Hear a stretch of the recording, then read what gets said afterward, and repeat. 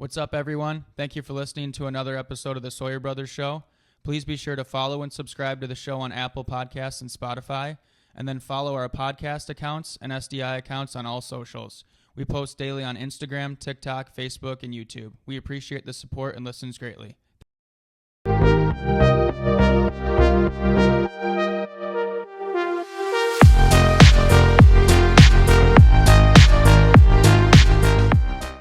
All right, we're back with another draft style episode. We're going to do take turns drafting our favorite parts of going to a live sporting event today. So, whatever it is as far as the difference between being in person versus watching on TV or just like looking at clips online. Obviously, there's a lot that comes with being there in person for a live event. So we want to just draft some of our favorite things about those experiences. So I'll start us off. My favorite thing about going to a sporting event is the pregame dinner. So I chose this because it's all like every stadium or arena building has normally like some local restaurants and bars right around there.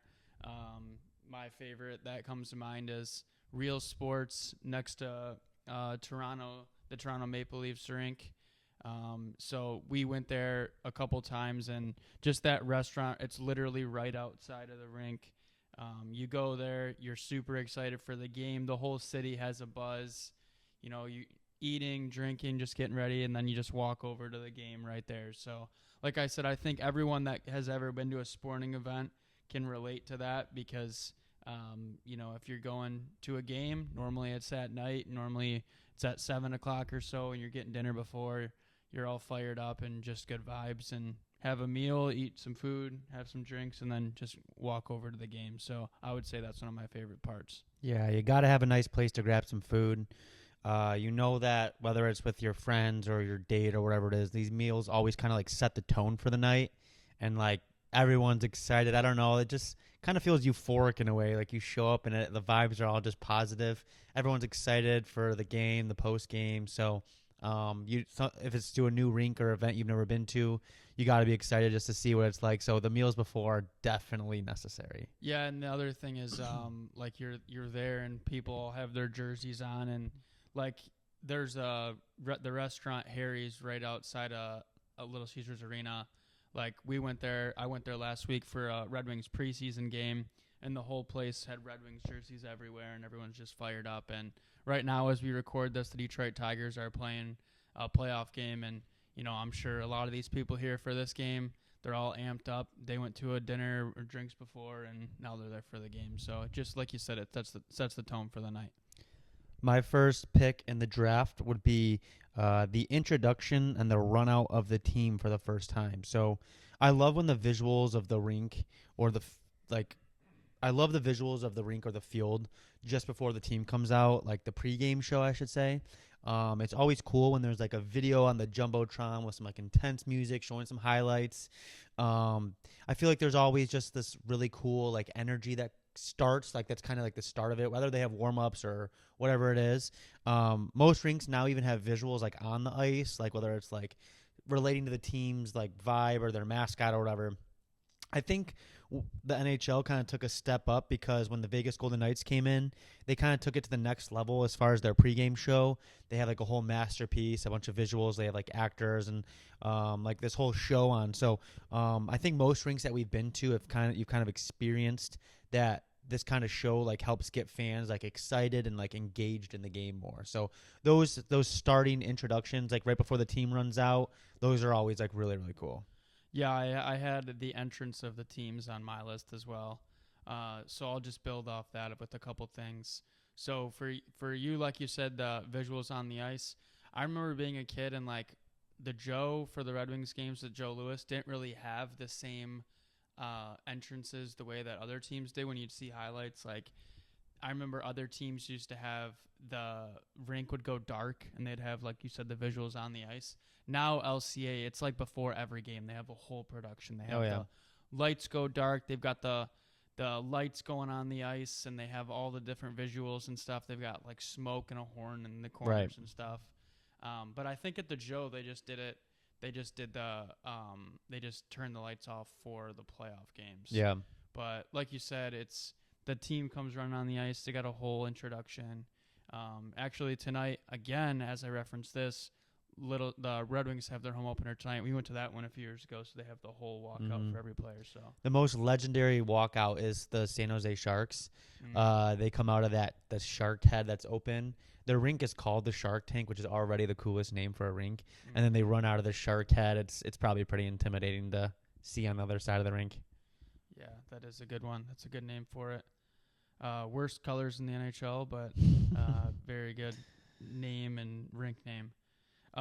So for me, another one that I thought of was if you're getting there for the entrance of the team, then you want to get there a little early for the warm-ups. So I say the warm-ups is one of the best parts of going to a game, because for there, you're coming in, you find your seats, or maybe you're just down closer to someone else's seats and just they haven't got there yet. So you're watching warm-ups. That's especially cool as a kid. I don't really care about it as much now as an adult, but as a kid, because you get to see all the players skating around and, going through their routine and doing all their stick handles and their stretches and stuff. And it's a sight to see as a kid, especially because it's when you're watching the game, the players are so focused on the actual game that they're not really showing like their personalities. Where in warm-ups, sometimes in warm-ups, the guys are interacting with the crowd and throwing stuff over the glass and waving at kids on their signs and everything. A couple of our posts that like people love the most are from clips from people doing their warm-up routines and everything and getting ideas on how to do things. But the warm-ups are always nice. It gets, as a player, it's just routine. And you're not even thinking about it. But as a fan, you get to go out there, like you said, try and get close to the ice, get to see the players up close. It is a pretty cool atmosphere. They got the music blaring in there. And then this is something that people always say, but as hockey players and probably as athletes in general, everything of that warm-up is so routine and structured that you are following the exact same thing. So, like, if you're someone that goes to games often, or if you watch, clips on social media of guys going through their on-ice warm-up routine, it's the exact same thing every time. Like, they slash each other in the same way.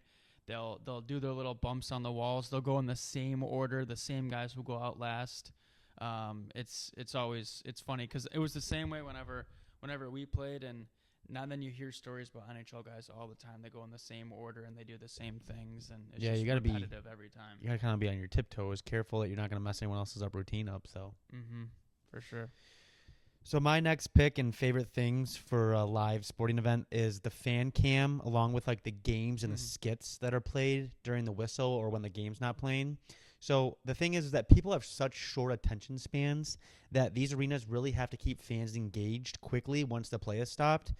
So they got to do something like a kiss cam or some game to keep people interested. The best one I've seen by far is the reverse eating camera. Oh, yeah. They record fans eating throughout the game of just them eating their food. And then during play stop, they put it on the screen of like in reverse. So like the person's like obviously eating, but they're like, it looks like they're spitting the food back out and it's like completely all together. Those ones are usually hilarious. Like people usually laugh, and it's, I don't know if it's gross or hilarious, but those are always like the best ones. Another memorable one that we've seen is like the chug cam. When we were in Columbus this past year, there was a guy they put on the screen in between whistles, and like he chugged his beer, and like the place went like relatively pretty loud. And then like they went to the next guy, and it was like a little 10-year-old kid, and he was chugging Pepsi, and he started chugging, and that place went bananas. So like that was really fun just to see like the games and like everyone keeping somewhat involved, like, in between whistles, there's nothing really going on during a TV timeout. So those fan cams and those games or skits or whatever it is in between whistles, those help make the game experience even a little bit better. Yeah, I totally agree. There's so many of the different ones, and I didn't think about the reverse eating one. I think that's probably more recent. At least I've noticed it more recently on social media. But there are good ones, and I like also when they do the ones where they're like finding, like say the theme is like The Office, the TV show, and they're finding people that look like certain characters in the show. So that one's good too. But they have a lot of different ones. The other day they were doing one where like at the Red Wings game where they were doing the character one, or there's like a Star Wars night coming up and later this month, so they had like a Star Wars filter, so everyone they put on the screen had like a Star Wars character face over them. Mm-hmm. So it's just they do them for all kinds of different stuff like that. So that's definitely a good answer. Oh yeah. So my next one is very specific to Detroit Red Wings fans, and it is we're actually Pistons fans now too. But my next favorite part about live sporting events is specific to Little Caesars Arena. It's the pizza and the food at that rink. So Griff, me and you, we like Little Caesars pizza, hot and ready's and stuff, just Hot on normal. take. Not many people do. Yeah, it is a hot take for sure. We like hot and ready's. They're $6 if you include tax. If you get sauce or something else on it, it's like $6.50 or $7. Like, you can't beat the price. But regardless, I like the pizza itself, but the pizza at the actual Little Caesars Arena and then at the Joe when we were younger, it's like a whole different recipe, it seems like, because it's so much better. It tastes totally different. Like, literally, you see people post on social media that have never been to a Detroit game or something, or like they're not from here. Like, I saw one on TikTok the other day of someone saying this is literally the best pizza ever. But the rink itself, like, they're all over. Like, there's like food carts and food concession stands all over, but there's like 7 Little Caesars and they're always bumping because people all agree that those pizzas are all the better. So even though we do like the normal Little Caesars, whatever they're doing to the ones at LCA, like the arena itself, get those everywhere else too. Yeah, I think they have, like, if you are a franchisee and you have a Little Caesars, you have some freedom with like the sauce and some of the ingredients. That probably makes a difference. But the building, I think the pizza's there for comparison. Like I said, we're $6 outside. I think they're close to $20. So it's definitely much more expensive. Yeah. But I remember even being at the Joe when they had like the Buffalo Wild Wings. Oh yeah, that's a throwback because those wings were always the best too. That's what I was saying. They were so much, and B-Dubs at the time when we were kids was really good. We don't really go there much anymore. But at the time, like, B-Dubs was like one of the first places that, not at Little Caesar or at the Joe, but just in general, that had like so many TVs everywhere for the games. Like, that was like a selling point of that building. Yeah. Or of that restaurant. But you'd get the plate of the wings, and there you could be like 3 different sauces. I remember. And I remember being there for like the GLI and having wings up there, or having wings there for the college games, and it just tasted like a whole different thing than it was at B-Dubs. And we liked B-Dubs and we liked Little Caesars, but at the rink, it's just so much better. So much better. And when we talk about like how we go on these NHL road trips and see a lot of rinks, Andy and our buddy Kenny, they try and have a hot dog at like every single rink and everything. So, it's just funny that like you go to these rinks and, you get, like we said, 9 times out of 10 you get a pregame dinner, but you still want to get some of these overpriced foods at the concession stands. Yeah. And then of course the alcohol is so much more expensive too. It's like, went the other day and it was like, I got a double and it was like $33. And I'm like, what in the world? Like, yeah, I can make that at home with Tito's for like a 10th of that, a 5th of that, somewhere in that range. So, but ultimately, the food's really good. So I would say the food's one of my favorite parts. Specifically at the Joe and LCA, it was Little Caesars Pizza. But there's good food at a lot of those places too. Like you said, we went to a lot of rinks and they all kind of have their own places. Yeah, I think it's cool when places have like food that's specific towards them. Like I saw this guy that he's going to every NFL stadium on whatever hosts on Monday Night Football and like ranks them, like in his comparison, like what's the best food at every stadium. And that series is actually really interesting because like you get to see, like in Philadelphia, they had a cheesesteak. Like every place kind of has something that's like more specific to them. And like you said, like the food's a big deal. I saw there was a burger. Oh man, I can't remember what rink it was. I should know, but there was a burger that was $33. It was 2 patties, a bunch of pulled pork, bacon, and it was a $33 burger at the rink. Yeah, that's a lot. That's a little too much meat on one sandwich for me. It's a heart attack waiting to happen, man. Yeah, but no, I agree. Having the local touch on it, like you said, Philly, the cheesesteaks, and Philly has that awesome restaurant right outside of it that we went to. speaking back to the food in that area, and then also like the pregame dinner, like that was a great spot because you just walk right across the parking lot. Oh yeah, for sure. I mean, we'll talk about it at the end of this episode, just kind of like why, like talk a little bit more about our road trip and why those are so necessary for people to experience. But so my next pick in the draft for best things about going to a live sporting event is seeing these crazy fans that show their passion and pride more than anyone out there. So I love seeing these fans that are passionate cheering on their teams, whether they got some crazy clothes on or outfits, or they're just straight up yelling and starting chants. You know, that's not really something that we do when we go to games. Like, you'll be lucky to catch us and like literally have the Red Wing logo on when we go to a game. Right. And we don't really like start chants or, you know, we enjoy the game and we get into the game relatively, but it's pretty comical seeing these people out here showing their pride, like the face paint and everything. And we see just these diehard fans that they just want everyone to know their love for this team. But one thing that we talk about sometimes is like, it's so funny seeing these just ridiculously passionate, crazy fans. Mm-hmm. All dressed up, all painted on like a Sunday night for their football team.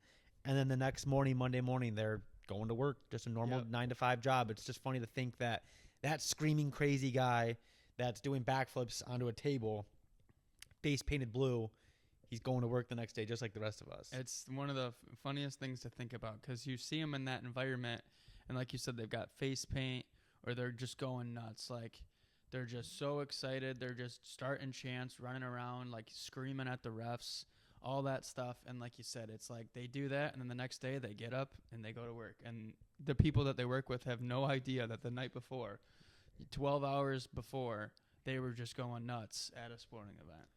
So, and I'll say this that goes with these crazy fans. Never, ever, not once in your life, should you ever get into a altercation, a physical altercation or a fight at a sporting event. We see it with kids games. We see it at professional games. Stop. It's not that deep. It's not that hard to be a respectful person. I know people are disrespectful to people, and that might be causing the fights. But if you have that much pride in your team and someone disagrees, it's okay. It's just a game. Like these people that go to these stadiums, like we see clips literally like every week, and it's all actually the time. It's pretty sad, like It how is people sad. That part is sad. just have literal fist fights at a sporting event. Yeah, there's always the guys turned around at his seat, and then some guys yelling at him, and then they start punching, and they start fighting, and they're rolling down the stairs, or they're rolling down the seats, and it's like, dude, like, just go be a crazy fan, like, yell and have fun and be nuts. Or like you said, what's not really our style, but go do it, but don't get into a fight because of it. Like, it's ridiculous. Just not that big of a deal. It's a sport, and you're not playing. The funniest to me is when it's like we actually have a memory of this is at the Winter Classic in 2014. Yeah, 14. When there was I think there was a 7-on-7 fist fight, and it was Red Wing fans versus Leafs fans. They were. I mean, it makes for a great story. Yeah, but more than that, it's like you get arrested and you go to jail or you get in trouble legally, and sometimes, like, if you're really that big of a fan of a team, like, you might get permanently suspended from that building and not allowed in. You should. Yeah. You're an idiot. If you fight at a sporting event, or if you fight in general, to be honest, you're dumb. You never know what people are going to do. Like, it's literally it's the silliest thing ever when we see these people fight at a sporting event. Like, kids are around. Like, oh, yeah. It's just so silly, well, and man. then they start rolling around all over the place, and they're falling all over, and you've got the innocent bystanders sitting there, too, and they're just trying to enjoy the game, and now their whole night's ruined. It's so bad, but... Yeah. Well, that's besides the point. Be crazy, but just don't be a dick. Like, it's not that big of a deal. Enjoy your sports game and team, but remind yourself it's a sports game. Like, we're good. It's a kid's sport you're at. Relax. Yep. My next one is the first look. My next one for this is the first look when coming through the concourse and entering the actual arena or stadium, whatever. Every time it's cool. Every time, especially whenever it's a new place you haven't been. But it is cool every time. Like, even LCA, I've been there a bunch of times by now, and you still walk through the stairs. You come through where you're gonna see all the seats, and it's just it just takes you back because it's just so big, and it's and every building has its own little look to it. You know, like last year, like we'll touch on some more details of it at the end, like Griff said earlier. But we went to 3 different games, 3 different arenas within 4 days, and every one of them, like it's the 200 by 85 sheet of ice, and they've got seats all around it. You've got 2 benches, and like it's all the same. But how it's all set up within it is different. You know, like some of them have suites at the top of the ceiling. Some have them in the middle. Some are more steep than others. Some have, like we said earlier, a whole like cool light show. Whatever it is, they all look a little different. And when you walk in, it just kind of takes you back a bit, and you're like, wow, this is like such a beautiful place. Even if the rink itself is older or whatever, they all have their own look, and it's just that their own uniqueness is what makes it like kind of just take you back for a second. They have their own feel. They have their whole different aura. Like, I mean, even think about like the 2 rinks that have been the Red Wings, like Joe Louis and LCA, billion times different. There's nothing similar to them. No, they're totally different experiences. And it's just like you said, when you walk in and you're just kind of taken back. Like I remember, I think almost every single place I've been, I'm like when you walk in, like you said, it's just like, whoa, like this is awesome. But I'll never forget the first time I walked into Michigan Stadium in Ann Arbor.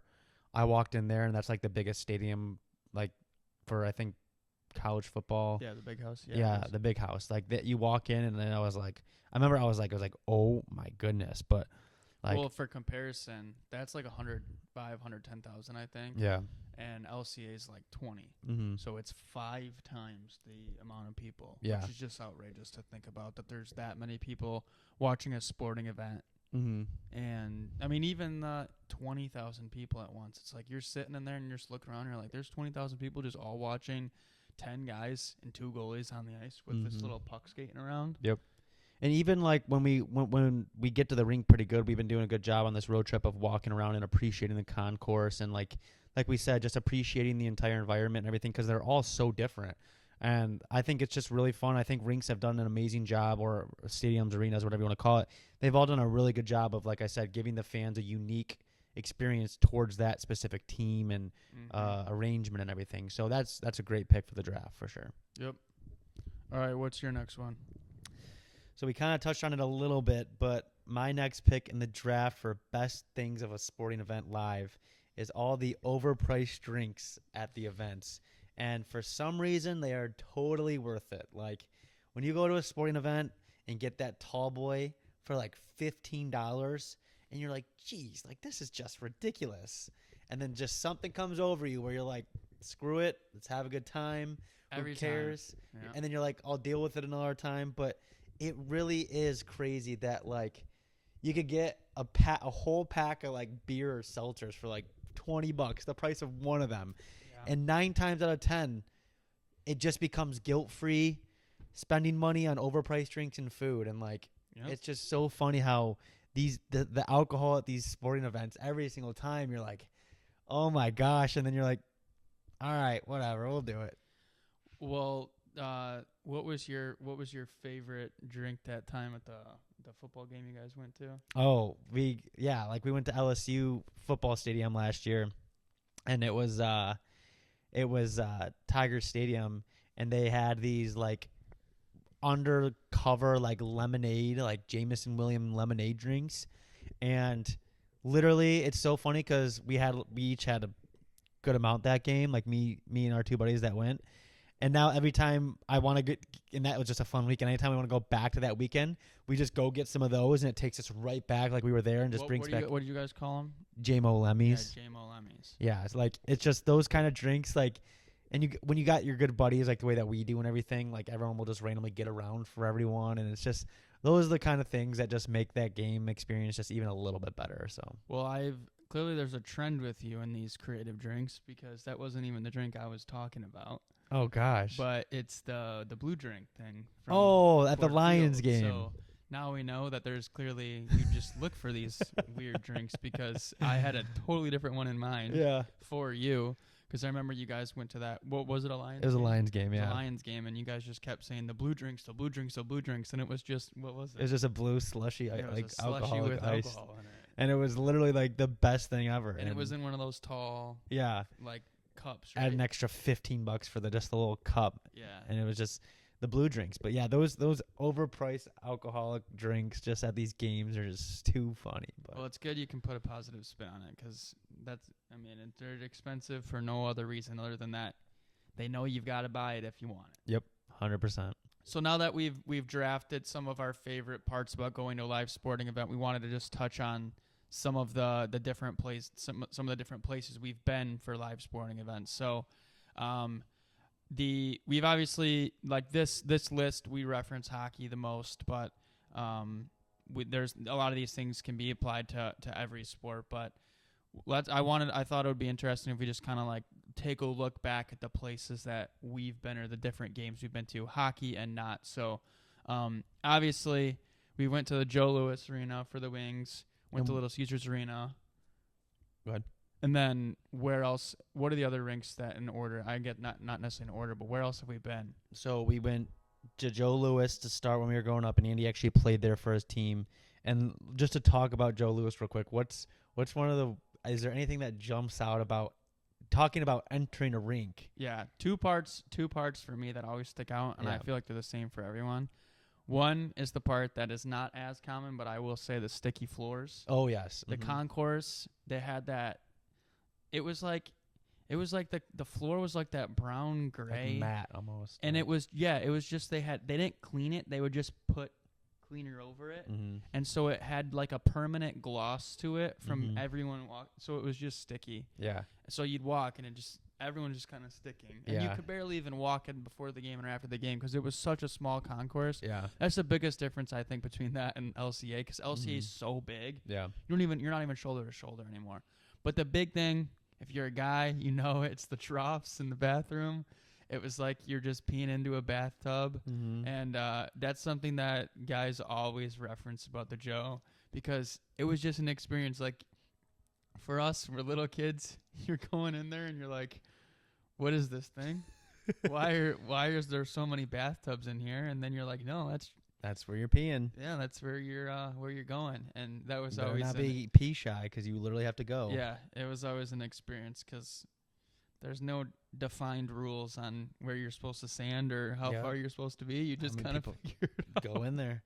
And one thing that stands out to me about Joe Louis is when you're walking in, there's the big curtain before each thing, and you have to like walk through, and you just hope someone's not there. Yep. And then after that, you get to the view, and I just remember like that place was just so cool, man. Like I'm really bummed out when there's people that I know that like have never been there, like the younger generation and stuff. Obviously, like I would love for like Ray or like other people to have been able to experience Joe Louis and everything. So it's funny that you say the curtain thing because whenever I said the coming through the concourse to see the like rink for the first time, when I wrote it earlier, I wrote walking through the curtain to see the concourse, and I was like, curtains aren't at every place, they were at the Joe. They were those big red curtains.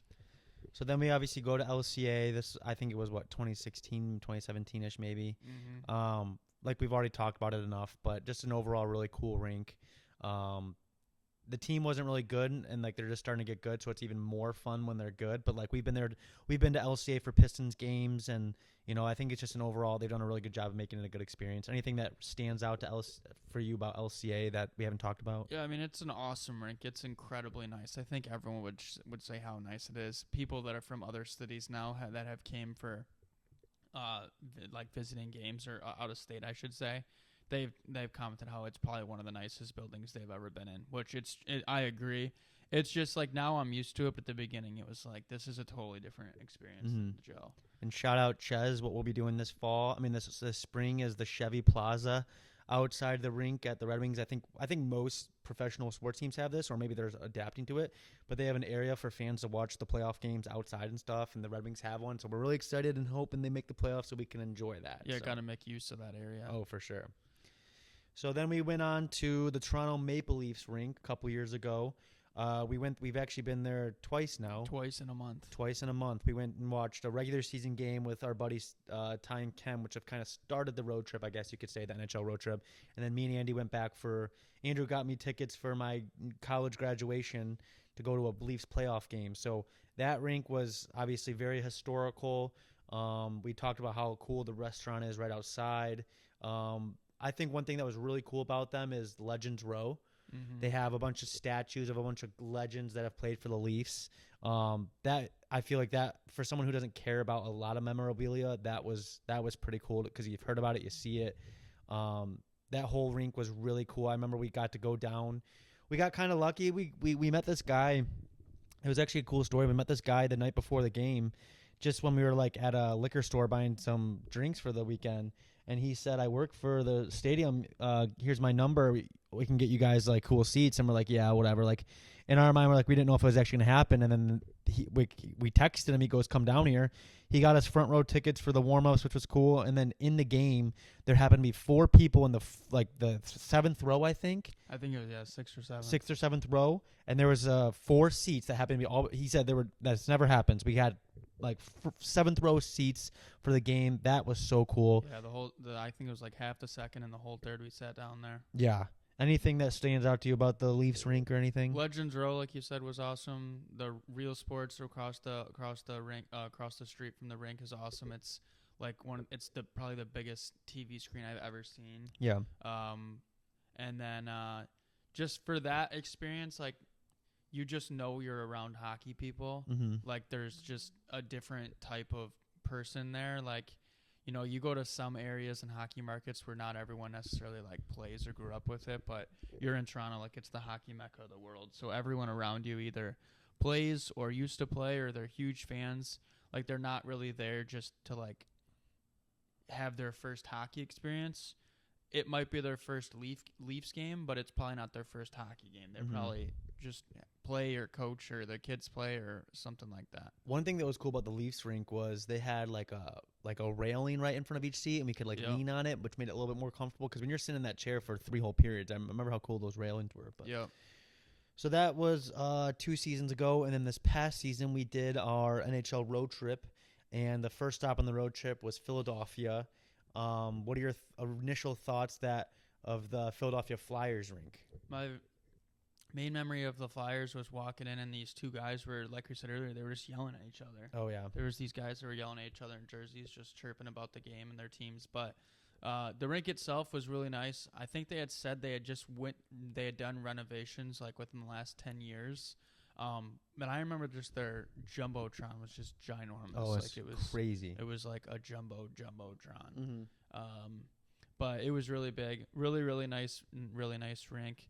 Like I said, I had asked him like when it was built, and they had said that there was like renovations done recently, so that's why it looked extra nice. Mm-hmm.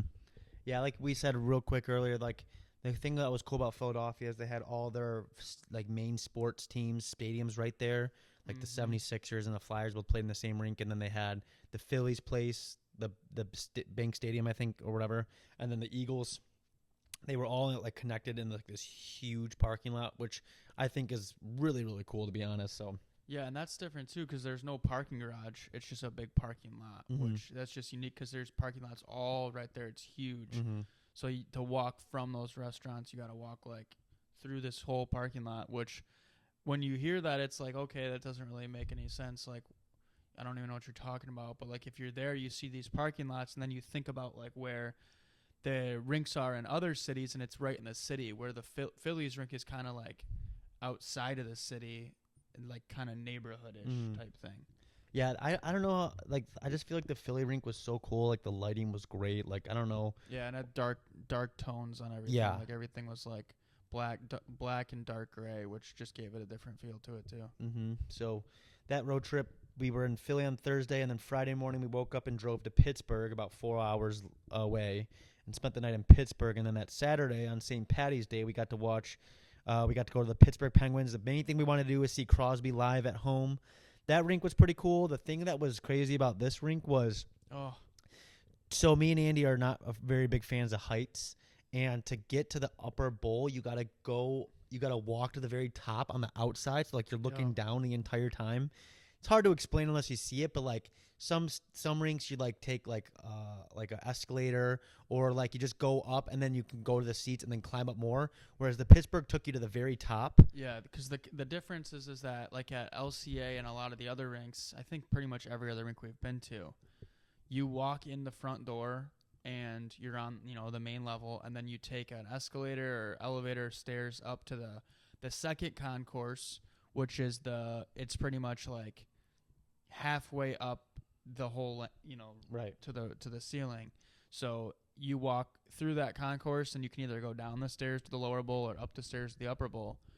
And at Pittsburgh, the concourse was at the ceiling, so you had to go from the ground floor basically to the concourse that was for the lower bowl, and then you walk down, or you take where we went, which was the escalator, all the way to the top concourse, which was the ceiling. So when you come out of the escalator, or the elevator, or the stairs, you see the concourse, and you're at the ceiling, like your head is the ceiling, versus being like halfway up, you're at the very ceiling looking down at everything. And it was just, this escalator just kept going and going and going. It was going up like, the whole ceiling, the whole length of the building basically, or height of the building. Right. And just kept going and going and going. And we weren't too big fans of height, so that was a little stressful. But other than that, really nice rink too. Off topic, just to intervene, we talking about going to the top. We went to an LSU Tigers game last year, and instead of going up narrow stairs or an escalator like at the Pittsburgh rink, you had to walk back and forth like 14 stories, like just back and forth back. It was literally, it took us 20 minutes. Like, we're like, every time we made a turn, we're like, are we almost there? Another turn. That was pretty much the same thing. I know you said that was a tough one. Same thing, but it was outside. So yeah, I don't. When you told me about that from that trip, I was glad that I didn't have to experience that. It was pretty tough. So to finish off this NHL road trip, on that Sunday we drove back to Columbus, and the thing with the Columbus rink was, it just seemed like a little too calm, obviously, because Columbus wasn't good. But I think the rink itself was very, very, very nice.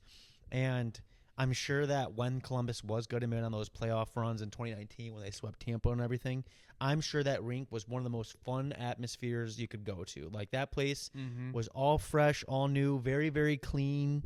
I think it was just simple. I think it was just simple and organized, if that makes sense. I mean, I know every rink is organized, but I feel like this one was just organized. So yeah, Columbus was really cool. And we were standing there, and people always ask about people always reference the cannon at the Blue Jackets games. Oh, and we were in warm ups, and we asked the guy, like, when's the cannon go?